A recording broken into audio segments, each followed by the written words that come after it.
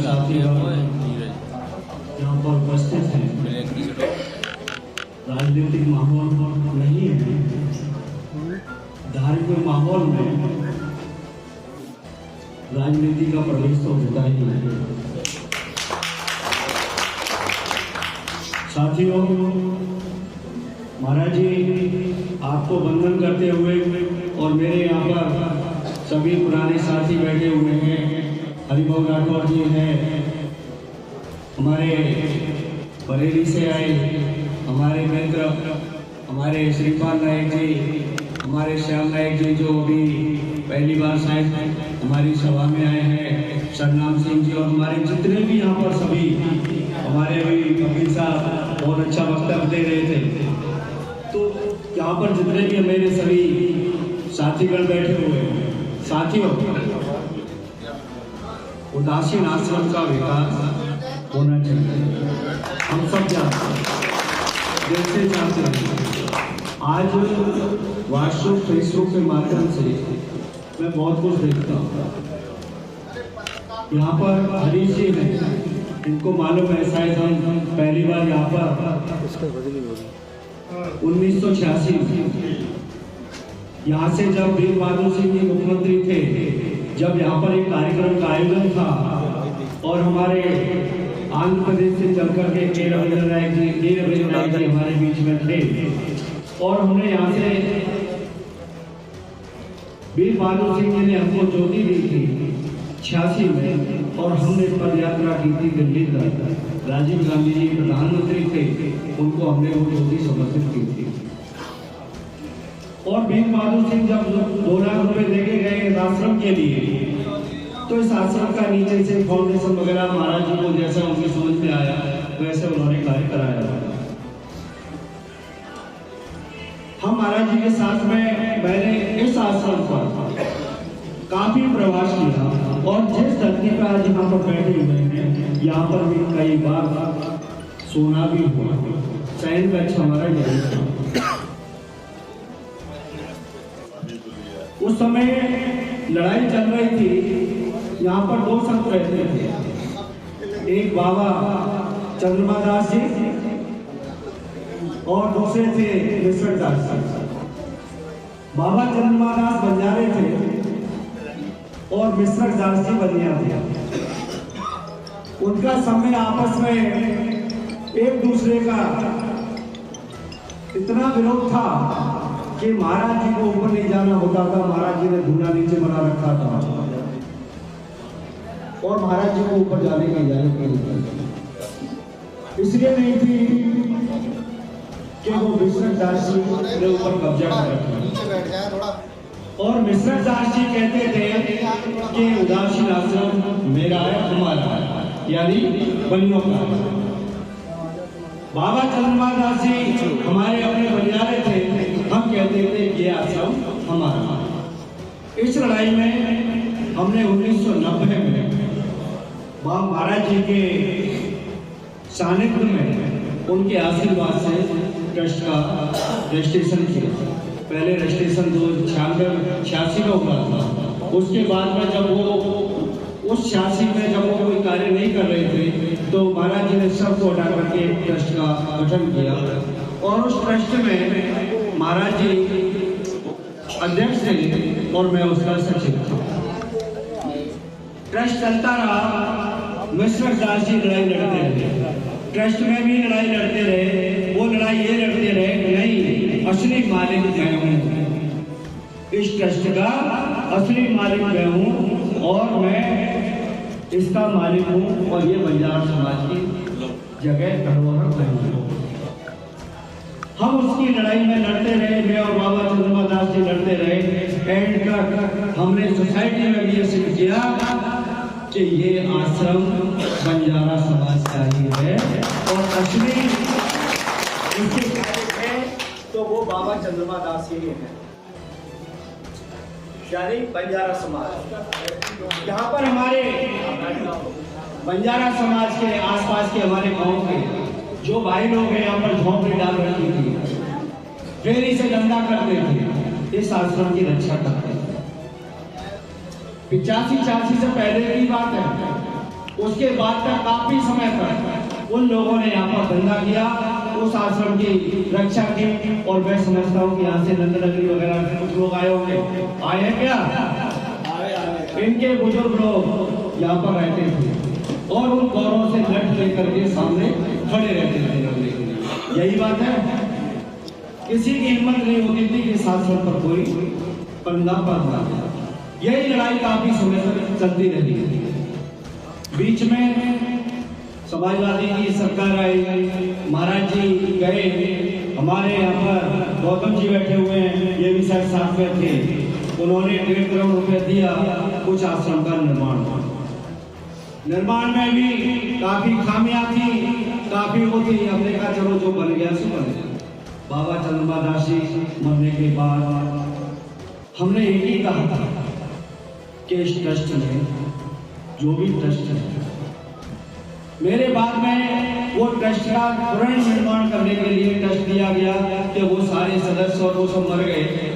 Society act के तहत जब तक कोई भी ट्रस्ट दूसरा कायम इसलिए नहीं हो सकता जब तक वो लोग या तो इस्तीफा दे दें या मर जाए या खत्म हो जाए, तब तक उसकी वैधता बनी रहती है। और जब तक वो ऐसा नहीं करते तो वो ट्रस्ट कायम रहता है।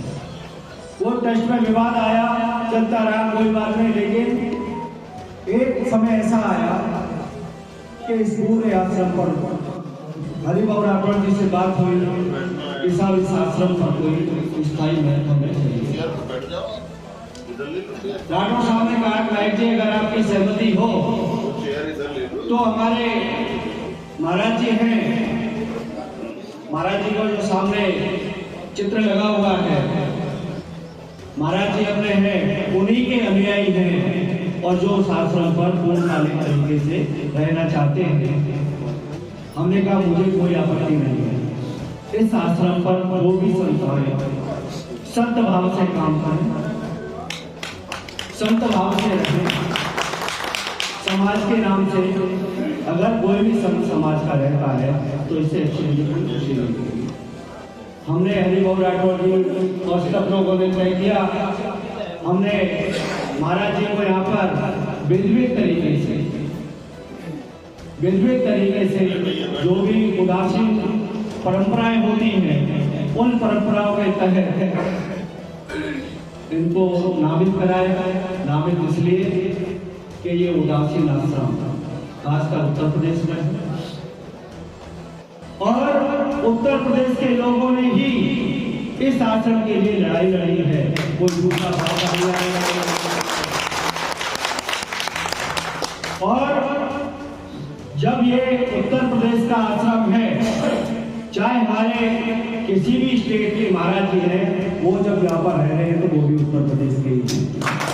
जब किसी ने तरीके से एक प्रतिज्ञा ले ली कि मुझे इस आश्रम पर रह करके इस आश्रम का कार्य करना है, इस आश्रम पर रहना है, तो मुझे इस आश्रम की बीच में हमारे कुछ नौजवान पता नहीं क्या क्या तरीके की क्या हुआ, व्हाट्सएप फेसबुक तो आजकल ऐसा हो रहा है कि घर घर में घुसा हुआ है, 14 साल का 12 साल का बच्चा हुआ वो भी फेसबुक और व्हाट्सएप चला रहा है, उसको जमीनी हकीकत पर किसी का भी। महाराज जी ने सुना, महाराज जी ने कहा मैं गाँव में जाता हूँ, मैं चर्चा करता हूँ कि आपका भी कोई उदासीन आश्रम है, आपका भी कोई उदासीन आश्रम है, तो लोग कहते हैं कहाँ है। आज की जनरेशन कहती है महाराज जी को कहाँ है उदासीन आश्रम। तो इसका कारण ही यही है कि हमने जमीनी हकीकत को जाना नहीं, इस आश्रम के लिए क्या त्याग किया है उन त्यागियों को हम जानते नहीं। हम कल से आकर के उन फेसबुक व्हाट्सएप के माध्यम से हम जुड़ गए, उसके माध्यम से हमको आश्रम का ज्ञात हो गया, तो आज हम कोशिश ये कर रहे हैं कि इस आश्रम के हमारे कैसे बने। मैं यहाँ से पूछना चाहता हूँ, यहाँ पर पहले आश्रम की चर्चा कर रहा हूँ मैं। ओम प्रकाश नायक सन 86 से तो इससे जुड़ा और 1990 में इसका सेक्रेटरी बना और आज सेक्रेटरी बाबा जी नहीं है, सेक्रेटरी या अध्यक्ष जो भी है। और इन 33 सालों में ओम प्रकाश नायक ने इस उदासीन आश्रम की 1 इंच जमीन इधर से उधर की क्या? कोई एक रुपये का आरोप लगा सकता है क्या? कोई ये कह सकता है क्या आश्रम का ओम प्रकाश नायक ने कर दिया? बाबा जी है यहाँ पर। महाराज जी जिस समय आप यहाँ पर स्थापित हुए 2-4 महीने ही बीते थे, पीछे फैक्ट्री का निर्माण हो रहा है। पीछे फैक्ट्री का निर्माण हो रहा है। महाराज जी ने मुझसे कहा कि पीछे फैक्ट्री का निर्माण हो रहा है। मैंने कहा मैं आ रहा हूँ। मैंने शासन प्रशासन से बात की। मैंने वहां पर सारे अधिकारी बुलाए, पूरी पुलिस फोर्स बुलाई, और पुलिस फोर्स यहाँ पर एक बंजारा समाज का एक 12 साल का बच्चा तक नहीं था। एक 12 साल का बच्चा नहीं था। अकेला ओम प्रकाश नायक था जो पीछे की फैक्ट्री को पूछा, पीछे से पूरा उगलवा कर पूरा उससे कहा कि यहाँ से तू हटा।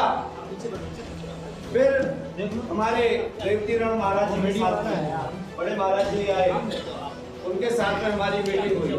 तय हुआ कि एक पक्ष ये खाली कर देगा, दूसरे पक्ष में अगर स्कूल चल रहा है तो इसका चलने दो, धीरे धीरे वो भी खाली।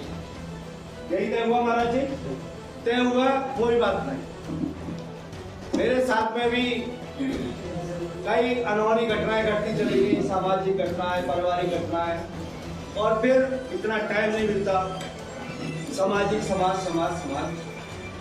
ये तो उदासीन आश्रम की जो महाराज जी ने, आप सब लोगों ने, यहाँ पर बुद्ध जी भी है, युवा राठौर जी है, हरीश जी, सब लोगों ने आपने मिल करके जो तय किया है यहाँ पर बैठ करके, इससे पहले कि यहाँ पर कोई एक यज्ञ होना चाहिए, और यज्ञ में साथ साथ किसी बड़े राजनेता को भी बुलाना चाहिए।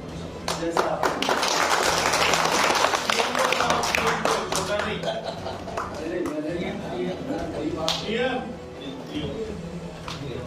तो मैंने ये कहा कि महाराज जी यहाँ पर मुख्यमंत्री जी आने चाहिए। जब हमने सन 86 में वीर बहादुर सिंह जी को बुलाया था, उस समय यहाँ के तत्कालीन जो मुख्यमंत्री थे वो जिलाधिकारी थे, उन्होंने उस समय कहा कि यहाँ पर अगर कोई दूसरी तीसरी कोई दिक्कत परेशानी आ रही है तो जो पीछे जो कुछ लोग किराए पर रहते हैं, किराए पर वैसे उन्होंने तो उस समय हमारी नैतिकता थी। एक महाराज जी के अंदर एक ऐसा आत्मनिर्भर था कि चलो यार जो रह रहे तो रहे, इससे हमका कोई फर्क नहीं पड़ रहा, हमारी तपस्या पे कोई फर्क नहीं पड़ रहा। लेकिन उन लोगों ने कुछ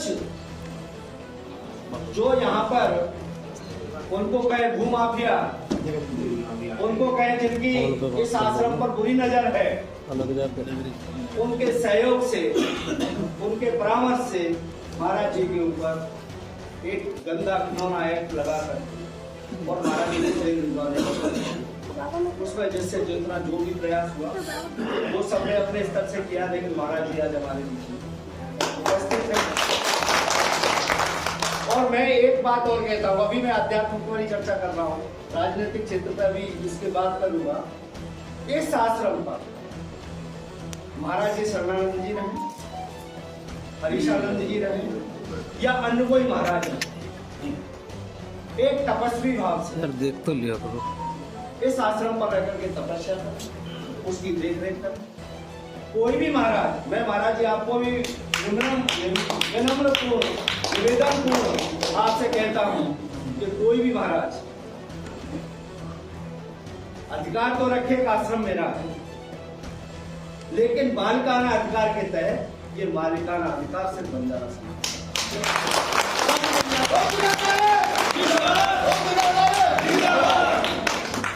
ये मालिकाना अधिकार उत्तर प्रदेश के बंजारा समाज का है। और जब तक ये आश्रम रहेगा, जैसे सूरज चांद रहता है, उसी तरीके से बंजारा समाज का ये आश्रम का नाम है और रहेगा। बंजारा समाज जिंदाबाद, बंजारा समाज जिंदाबाद। महाराज जी आप हमारे आदरणीय हैं, हमारे पूजनीय हैं, और जो भी महाराज होता है उसमें जो पूजनीय हो जाता है उसमें भगवान का अंश अवश्य आ जाता है। तो आज हमारे भगवान महाराज बैठे हुए हैं, आप हमारे पूजनीय, आप यहाँ पर हैं, आप इनकी सेवा कर रहे हैं, और हम हृदय से आपके आभारी हैं कि इस आश्रम में आज हम सब लोगों को संगठित करके यहाँ पे एकत्रित करके आप लोगों ने हमें यहाँ पर अपना संदेश दिया। और मैं युवाओं से कहना चाहता हूँ, खासकर अभी महाराज जी ने कहा कि धर्म के साथ राजनीति जुड़ी है, और धर्म के साथ जब राजनीति जुड़ती है तो राजनीति दो तरीके की होती है, और हमारे पास तो एक ही तरीके की राजनीति, क्योंकि हमारे पास में उत्तर प्रदेश में खासकर, अब वो अलग बात है कि उत्तर प्रदेश से मनोहर नायक जैसे बाहर बस के जाके वो एक बड़े उद्योगपति हो गए, ऐसे अन्य कई लोग हैं दिल्ली चले गए तो वो अच्छा, श्रीपाल जी हमारे वहाँ चले गए तो अच्छा अपना व्यवसाय कर रहे, अच्छा खा पी रहे अपना उसमें व्यवस्थाओं में। लेकिन खासकर उत्तर प्रदेश में कुछ लोगों को छोड़ अपना पढ़ लेकर के अच्छी शिक्षा लेकर के अपने अच्छे स्थान पर पहुंचने के बाद आज समाज में समाज की सेवा कर रहे। लेकिन युवाओं को मैं कहना चाहता हूँ कि साथियों, आज मेरी लड़ाई, और ये हरिभाऊ राठौड़ जी बैठे हुए हैं, मैं इनसे भी कहना चाहता हूँ, अगर समाज में सच्ची सेवा करनी है तो समाज के लिए लड़ना,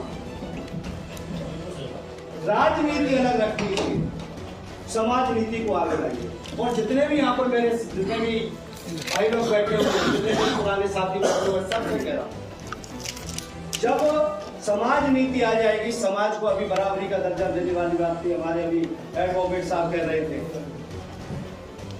कि हमें अधिकार,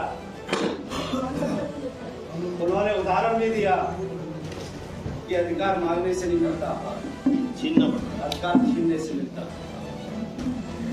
आज आरक्षण की लड़ाई और राजस्वों की लड़ाई अपने एक चरम स्थान पर।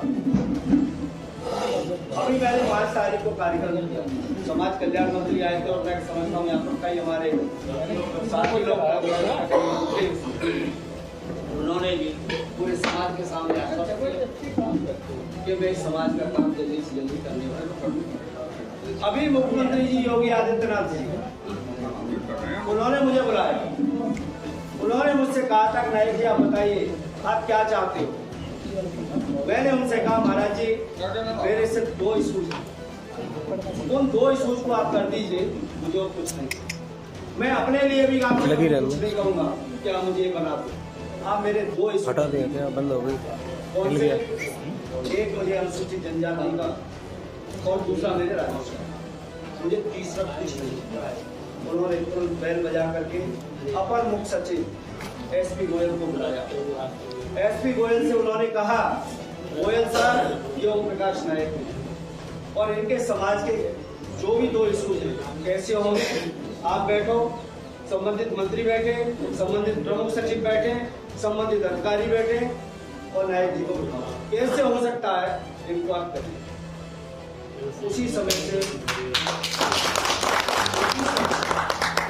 मुख्यमंत्री के निर्देशन पर राजस्व विभाग को निर्देशन गया कि इनके राजस्व गांव कैसे हो सकते हैं, जिस समय राजस्व गांव का जो आप लोग अभी चिल्लाते हो, कहते हो, कुछ राजनेता कहते हैं कि जाति आधार पर सर्वे।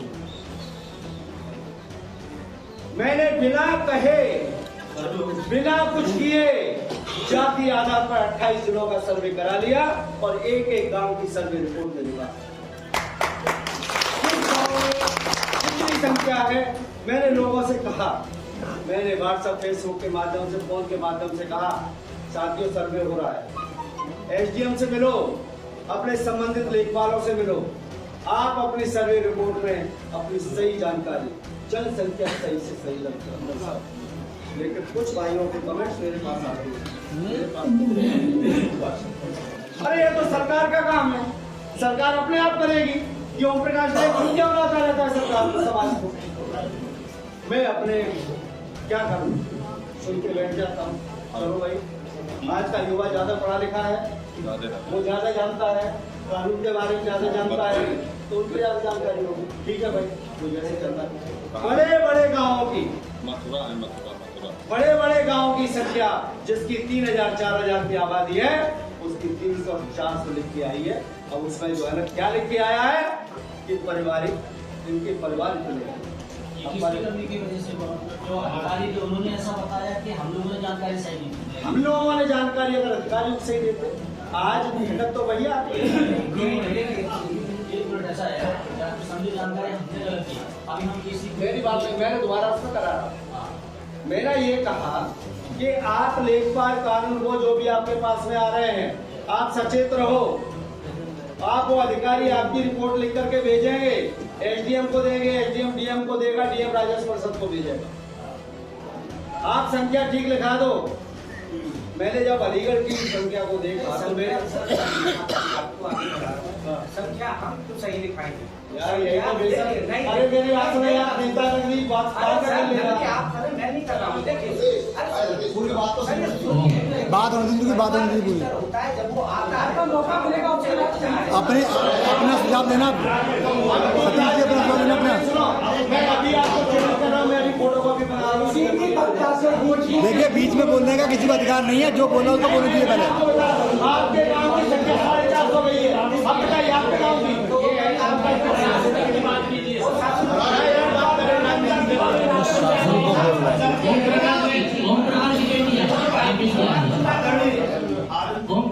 मेरा एक निवेदन है आप सभी लोगों से, बीच में कोई नहीं बोले। आप बोलिए, बात तो सही है, अपनी बात पूरी कीजिए, बात पूरी कीजिए। नहीं, ये समाज के बीच में तर्क हो रहा है। महाराज जी बात जो गलत कर रहा हूँ मैं। जानकारी दो।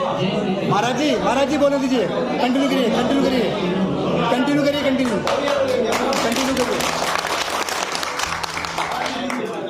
तो मेरा कहने का तात्पर्य है कि आज यह हम आज भी सजग होकर और इन्हीं राजनीतिक दांवपेचों में फंसे रहे। समाज का समाज का विकास कभी नहीं कर सकते हम, करते रहो ऐसे। और मैं भी आज ये इसी बात पर आज आप लोगों के बीच में आया हूँ। अगर आप लोग नहीं कुछ करना चाहते, युवा कुछ नहीं करना चाहता, तो मेरे कोई बाप का जवान नहीं है। कोई आप लोगों ने मुझे खरीद के गुलाब नहीं बना रखा है, सारा काम मैं ही करूं। छोड़ दूंगा मैं काम सारा, करिए आप लोग। जब मेरी बात से सहमत नहीं, मेरे काम से सहमत नहीं, तो मुझे ऐसा काम करने से क्या फायदा, क्या लाभ मुझे? जिस व्यक्ति ने इस राजनीतिक चक्कर में अपना परिवार नहीं देखा, अपना घर नहीं देखा, बेटा बेटी बीमार हो रहे हैं, मेरी मीटिंग लगी हुई है, ले बेटा तू फलाने डॉक्टर पे चला जाना, फलाने इस पे चला जाना। अब डॉक्टर ने उसको क्या कहा, क्या सलाह दी, मैं तो नहीं देखा। तो बच्चा दवाई ले आया, वो ले आया। आज मैं अपने बच्चों का अगर सही से ट्रीटमेंट कराता तो आज मेरे बच्चे नहीं खो देता। आज वही समाज, श्रीपाल जी एक मिनट सुन लीजिए। आज मैं भावुक इसलिए हो रहा हूँ कि लोग सुनना नहीं चाहते मुझे।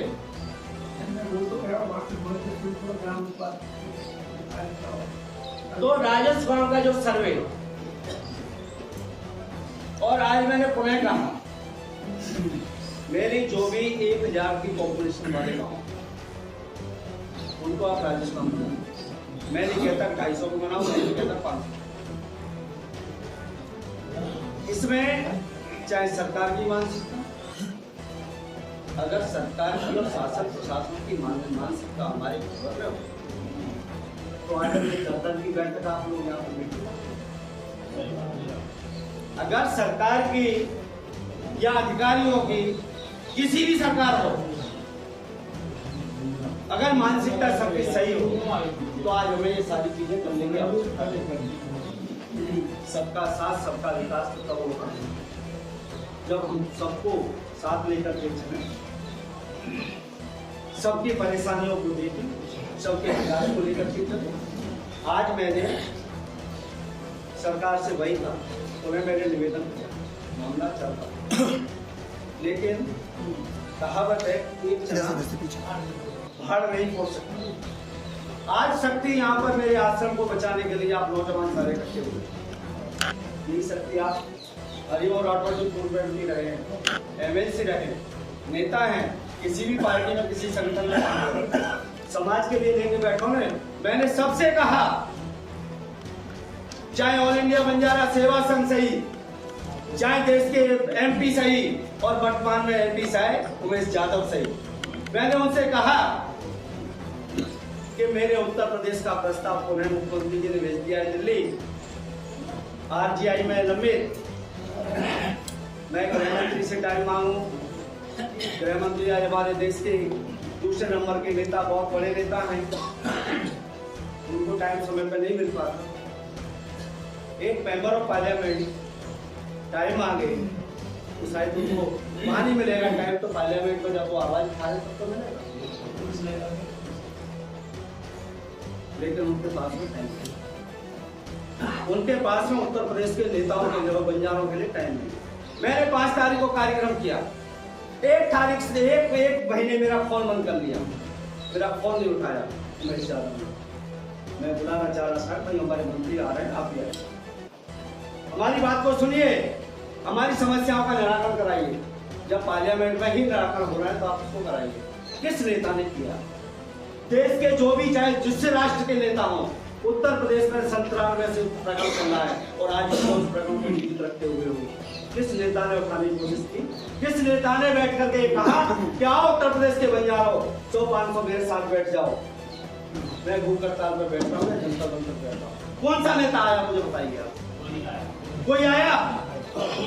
आज हमको तोड़ने के लिए भिन्न संगठन बना दिए, भिन्न संगठन बना करके आज स्थिति ये है कि आज ओम प्रकाश नायक को उत्तर प्रदेश का युवा कौन अधिक से अधिक गाली दे सकता है, कौन उसको बदनाम कर सकता है? कोई सबसे प्रिय उन लोगों को देता है। आज स्थिति ये, आज मैं नौजवान यहाँ पर इकट्ठे हैं, सब संगठित हैं, उदासीन आश्रम की चिंता करके यहाँ पर आए। राजनीति और धर्म दोनों साथ सकते हैं। आज हमारी भारतीय जनता पार्टी वो धर्म को साथ में, अगर ये धर्म नहीं होता, राम मंदिर का मुद्दा नहीं होता, हमारा आज कृष्ण जन्मभूमि का मुद्दा चल रहा है, और मैं समझता हूँ आने वाले समय में, कुछ समय में ये भी मुद्दा हल होगा। तो ये उदासीन आश्रम, किसकी माई के लाल की जो ऐसी जो है वो हिम्मत है जो इस पर आम उठा करके बता दे उनके पास ऐसे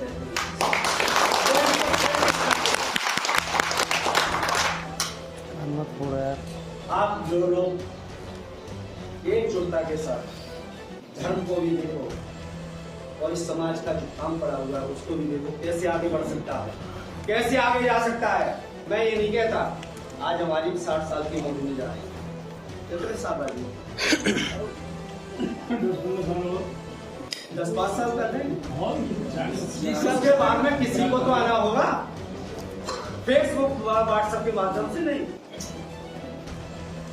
जमीनी हकीकत से आगे और बढ़िए। और आज यहाँ पर बैठे हुए हो, यहाँ पर आए, सबने गुरु की चरण वंदना की, अपने नेताओं की चरण वंदना की। इसलिए जब तक गुरुओं का, जब तक अपने से बड़ों का आशीर्वाद लेकर के आगे नहीं बढ़ोगे, जब तक तुम कोई नेता नहीं बनोगे।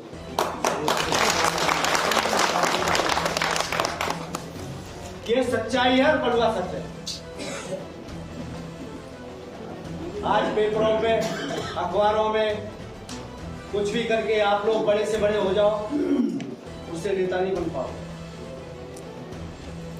कल के दिन समाज का इतना बड़ा काम आप लोगों के कंधे पे होगा। हरिबाबू राठौर जी को महाराष्ट्र में 4% का, 5% का, 6% का जो भी आरक्षण मिल रहा है,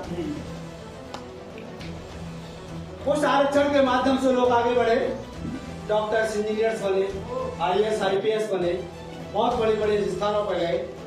उत्तर प्रदेश की स्थिति उससे विपरीत।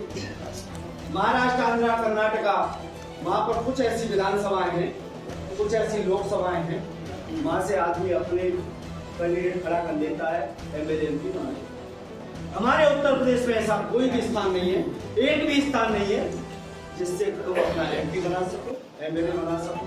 आज लोग कहते हैं इतने 2 करोड़, 5 करोड़, उत्तर प्रदेश में इतने करोड़। मैंने पूरी संख्या कराई है ना, पूरी संख्या कराई है ना, ये 28 जनों में हमारे पैरों के नीचे जमीन सर जाएगी। तुम कितने करोगे?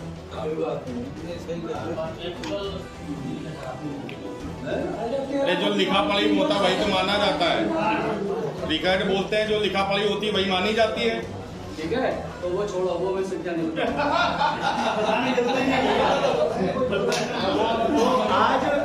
आज आप करोड़ों आंखों बहुत से मेरे नौजवान लिख देते हैं कि हमारे 8 MP होने चाहिए। डॉक्टर साहब, हरीश जी, 8 MP, हमारे इतने विधायक होने चाहिए। अब तो बंजारा समाज की ही सरकार बनेगी। मुख्यमंत्री आने वाले समय में बंजारा, अगली सरकार बंजारा सरकार। भैया मोर बहुत सुंदर है, मोर नाचता है, बहुत अच्छा दिखाई देता है। जब वो अपने पैरों को देखता है तो खुद रोता है। मोर अपने पैरों को देखता है, खुद रोता है। यही स्थिति बंजारों की। कहीं कोई बात आ जाए, किसी गांव में कोई घटना घटित हो जाए ना, बड़ी वही कोई घटना घटित हो जाए, तो हमारी औकात नहीं है, हम एक इंस्पेक्ट करके पकड़ करके बीच में उसके साथ में ये सच्चाई है। आज आप लोगों को आरक्षण की अत आवश्यकता है। आप लोगों को आरक्षण मिल गया तो किसी की हिम्मत नहीं रहेगी।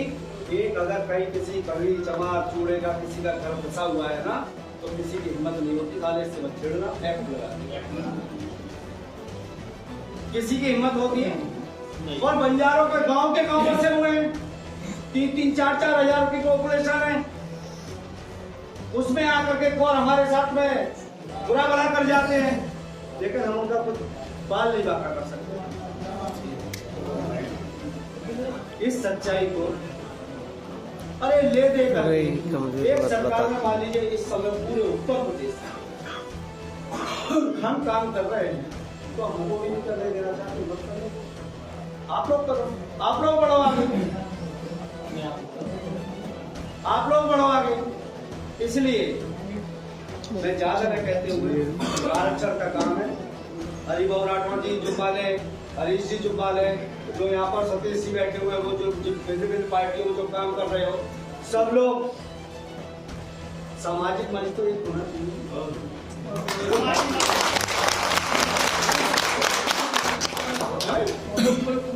सामाजिक मंच तो एक होना चाहिए, तभी आपकी पूछ होगी।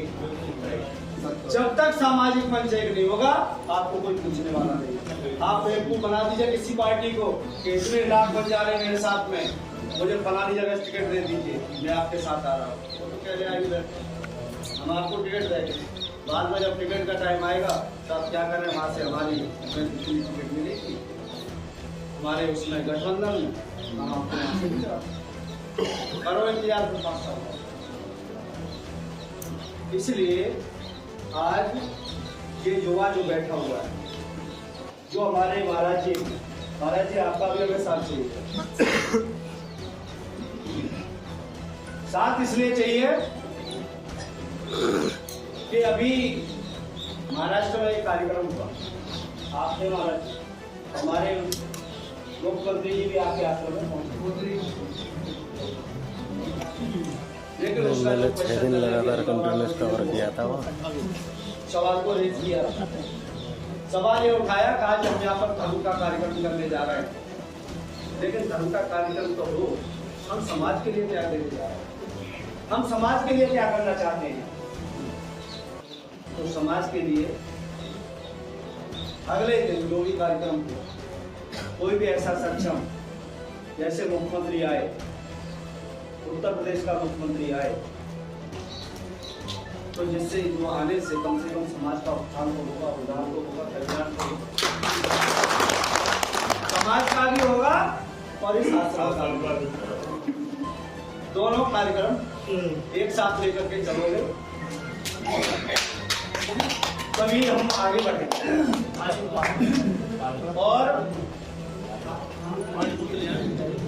और आज डेट आश्रम की हो रही है, वो नौजवान सुन लो, आज डेट इसकी हो रही है, एक डेट दिल्ली की भी लगा लो, सारे लोग सभी पार्टी के मिलकर के समाज का कार्यक्रम होगा तो मैं ये नहीं देखूंगा मैं किस पार्टी का हूं। समाज का कार्यक्रम हो, आज का अधिकार मांगने से कोई नहीं देता। कल्याण सिंह हमारे अलीगढ़ के थे, मुख्यमंत्री रहे, राज्यपाल रहे, विभिन्न पदों पर रहे। वो मुझसे एक ही बात कहते हैं, अरे नायक क्या हमेशा जब कार्यक्रम करते हो, हमेशा कार्यक्रम जो है ना छोटे छोटे कार्यक्रम करते हो, अधिकार मांगने से नहीं मिलता, थप्पड़ मार के छीना जाता है। अरे 1 लाख की भीड़ तो लखनऊ में इकट्ठा कर दोगे, सारी राजनीतिक पार्टियां तुम्हारे पीछे पीछे घूमेगी और कहेगी कि बताओ क्या काम है। आज चाहे ओम प्रकाश राजभर से, क्या ओम प्रकाश राजभर है? राजभर हमारी पार्टी मंत्री नहीं है, अनिल राजभर। क्या निषाद पार्टी के लोग हमारे साथ नहीं हैं? आज उन पार्टी के नेताओं को उन्होंने पार्टी बनाई, उनके समाज संगठित है कई जगहों में, कई विधानसभाओं में, कई लोकसभाओं में। वो इतने हैं कि वो हराने जिताने की क्षमता रखते हैं। हम क्षमता क्यों नहीं रखते? मैं खासकर उत्तर प्रदेश में कर रहा हूँ। हरिवंश राठौर जी, जिस समय इलेक्शन होता है उस समय मेरे सारे प्रदेश के सारे भाई लोग या तो कर्नाटक में होंगे, या महाराष्ट्र में होंगे, या किसी दूसरे राज्य में होंगे, उत्तर प्रदेश में होंगे। इलेक्शन के टाइम पर जब वोट पड़ता है, महिलाएं वोट देने जाती हैं, तो महिलाओं का भी 30% 40% वोट जब पड़ता है, तो होली का जब वोट निकलता है तब वो नेता देखते हैं कितने बंजारों को वोट मिले। तो आज आपकी स्थिति आप सबसे तुलना करते हो, फलाना समाज इतना बढ़ गया, उसको ये दे दिया, बंजारों को क्या मिला? बंजारों को क्या मिला? बंजारों को इसलिए नहीं मिला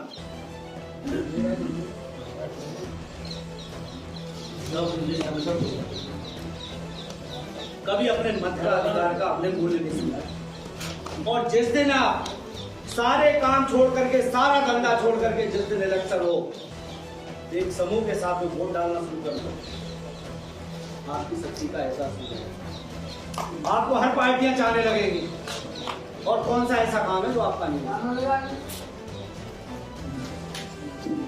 मैं किसी समाज के किसी विभिन्न पार्टियों का, मैं किसी का कोई विरोध नहीं करता।